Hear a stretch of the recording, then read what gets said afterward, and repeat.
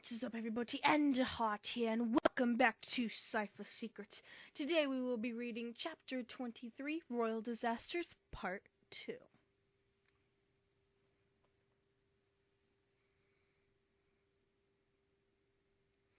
Kinessi broke, and so did the shield, and he was laughing.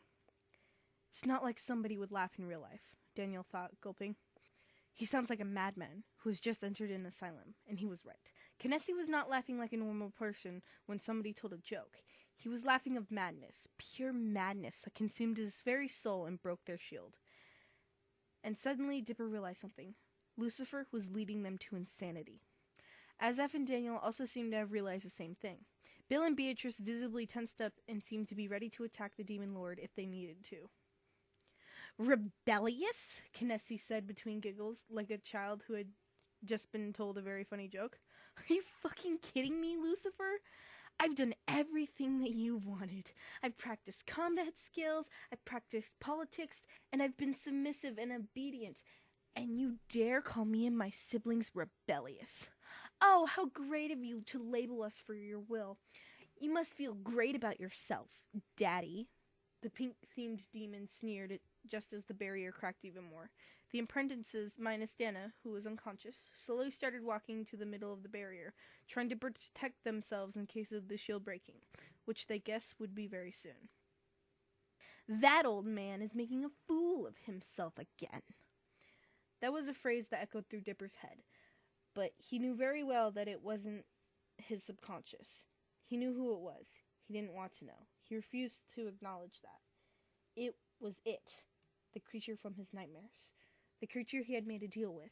Memories of events flooded through his mind, and suddenly he felt like Kinessi, slowly descending to madness and then shouting at a demon lord twice as powerful as him.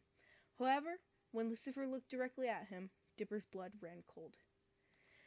"Did you say something, boy?" it asked. Bill pulled Dipper by his wrist and pulled the boy behind him, afraid that something would happen, and Dipper was more than happy to comply, but he was also ashamed. Hiding behind his worst enemy, now mentor, was now probably the most embarrassing thing he had ever done, but he would rather do that than die in the hands of a demon king. "Answer me!" Lucifer shouted. Dipper gaped and tried to say something, anything, but all that would come was gibberish. In the end, he just shook his head and kept hiding behind Bill. "Coward!" the voice in his head sung, clearly amused by Dipper's current situation. If glares could kill, Dipper would have already been dead twice over and turned into dust. Lucifer was practically ripping his soul apart with just a glance. Finally, after what seemed like ages, Lucifer turned its head around to stare at the castle's wall. But Dipper felt like he couldn't relax just yet. Daniel noticed how distressed Dipper was and walked over to him. "We're in hell, Dipper. I think any misstep might get us killed," he commented with a mere whisper, hoping that the demon lord hadn't heard him, which was highly improbable. But seeing as they only made Dipper tense up even more, Daniel tried to make up for his error. But, we're all in the same situation right now, and the mentors are protecting us. All we gotta do is bite the bullet and pray we make it to dinner," he joked. The last phrase made Dipper chuckle. "You know what? You're right. We'll be fine," he assured. Just then, the shield broke apart. Pink powder flew everywhere and got some on Dipper, Daniel, and Azaf's hair, making it sparkle. Daniel and Dipper exchanged glances. "Just kidding. We won't last long," Daniel deadpanned. "Now that we've solved our problems," Lucifer says as it stands up and begins to walk towards the mentors and their apprentices. Without a shield to protect them, how would they survive? Dipper and Azaf looked down and noticed the trail of black ink that Lucifer left where it went, and that disappeared in a pinch. "Why have you come here?" "I cannot help but notice how much hate you have for me." "What could you possibly want?" it asked. "We need a favor. We need to stay here for a while. But don't think we're not doing this for us, or for you. It's for our apprentices." Lucifer stopped in front of them and looked at the four kids who were behind their mentors, seemingly hiding from him. Lucifer knew that if it had feelings, it would probably be laughing right now. Without any emotions, its laugh sounded more like a dying animal. "Interesting," Lucifer uttered. It stared at its apprentices. "Step forward," it ordered. Azaf, Daniel, and Dipper exchanged worried glances. What do? Lucifer didn't seem like the patient type. Its patience was ticking. I said step forward, it repeated.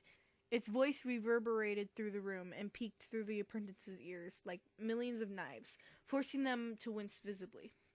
Dana immediately shot forward, awakened by the booming voice. Innocent! She screamed at the top of her lungs. Her voice echoed through the room just like Lucifer's. The mentor suppressed a laugh, and the apprentices snickered slightly. I mean, guilty. No, wait. Fuck. Can I start again? Dana was half asleep and probably thinking she was in court for some unknown reason. Daniel face-palmed and Azaf stared for a long time. Dipper was still struggling to understand everything that was happening. Lucifer made its way to her, and she looked up. Tell me your name, hybrid, it ordered. Lucifer knew her name.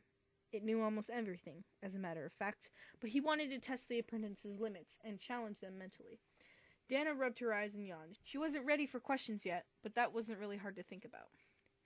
Dana Sayard, she slurred groggily, slowly standing up. At your service, sir, she added mockingly, doing a salute. A smirk waited its way to her face. Lucifer circled her, eyeing the girl from head to toe. Dana looked at the trail of black ink that the demon lord left wherever he walked. What's with that black inky stuff? She asked innocently, pointing to the trail, staring Lucifer in the eye. Not 1 inch of fear, Lucifer added, slightly surprised. I've never seen one single soul stare at me in the eye without collapsing of fear, hybrid. You're different from them. Lucifer bellowed in wonder. The mentor's eyes widened slightly. They had never seen their father show such amazement to anyone, much less a hybrid, which it was considered inferior to pure-blood demons. Tell me your mentor's name, it demanded. Danny yawned again, clearly not fully awake yet, and pointed to Beatrice. Beatrice is my mentor, Dana said. How is she at mentoring? Lucifer questioned. It wanted something, anything, to frame its disgrace of a daughter. She's very cool, but she's so bossy, and every time my bro Daniel and I do something wrong, she's always a bit... That's enough information, Dana. Beatrice cut her off. Lucifer walked to another apprentice without staring at its daughter in the eye. It refused to accept that such an exotic apprentice belonged to the child it hated the most, the child that rebelled against it. It now hovered around Dana's twin, Daniel, as he tensed up. Now that was the reaction Lucifer was expecting. Lucifer walked in a circle, inspecting every inch of the child presented in front of him. Daniel bit his lip and stared at Lucifer dead in the eye. It sent him chills, but he didn't cower. Danielle Sayard, I suppose. If that was a different situation, Daniel would have fainted there and then, having a stranger know it's his name. But Dana had already mentioned his name before, since he was the only one who looked at her. Then it was easy to suppose that he was the one she was mentoring. That and the fact that he was standing in front of them like the fucking Demon King. Tell me, hybrid, what is your mentor like? Lucifer was trying everything to frame his daughter, and it was quite obvious already. A weakness that could destroy her. Her Achilles heel. Mentor Beatrice is really cool and nice, Daniel said, suppressing the sudden need to pee all over himself. It was always in the most crucial moments that his bladder tried to explode. And she's a good mentor as well. We have learned many things from her. Daniel took a deep breath and tried to calm himself down. His heart was hammering in his chest, at the point of it actually hurting. I see. Lucifer nodded, forgetting about Daniel, who let out a sigh of relief.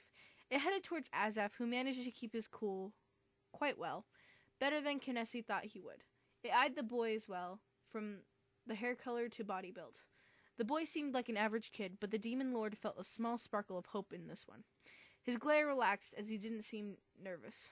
Your mentor's name, Azaf Felix Horth, Lucifer demanded. Kinesi Cipher, Azaf answered simply with an ice-cold stare. Describe him to me, Lucifer said. He's calm and collected, rarely ever losing his patience. My mentor teaches everything simply and is very straightforward with everything he requires from me, attempting to push me to my very limits. That was an unexpected answer, and Lucifer had to admit it. Azaf's depiction was exactly what it would expect from a perfect and dedicated apprentice, a true Cipher's apprentice. However, would it admit that out loud and ignore its pride? Of course not.